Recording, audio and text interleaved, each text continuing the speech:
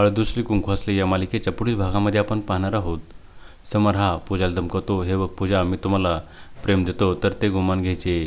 माझ्या जास्त डोक्यामध्ये शिरण्याचा प्रयत्न करू नकोस. तेव्हा पूजा बोलते, नाही तर तू काय करशील. तेव्हा समर बोलतो, मी तुझे थोबाड फोडायला देखील कमी करणार नाही. आणि पूजा ही त्याच्या अंगावर धावून जाते आणि बोलते, आहे का तुझ्यामध्ये हिंमत. आणि त्यावेळेस समर देखील रागाने तिचा गळा पकडतो. त्यानंतर आपण पाहतो पूजा ही समरला बोलते, सत्ता ही खूप महत्वाची असते. आपल्या हातामध्ये सत्ता आली तर मग सर्व काही सुरळीत होईल. तर तिकडे आपण पाहतो दुष्यंत कृष्णाला बोलतो, आता मला त्या समर आणि पूजाचा अतिशय राग येत आहे आणि तू सदैव त्यांची बाजू का घेत आहेस, त्यांची कामे का करत आहेस. तेव्हा कृष्णा बोलते, आपल्यामध्ये आणि त्यांच्यामध्ये फरक आहे. आपण देखील त्यांच्यासारखे वागायलो तर काय होईल, आपले घर देखील फुटेल. तर तिकडे आपण पाहतो पूजा ही समरला बोलते, एकदा का आपल्या हाती सत्ता आली म्हणजे आपल्याला त्या भिकारड्या कृष्णेपुढे सतत हात पसरावे लागणार नाहीत. तर इकडे कृष्ण हे दुष्यंतला समजवत असते, बोलतो मग ते आपलेच आहे तर मग आपल्या विरोधामध्ये सतत का वागतात.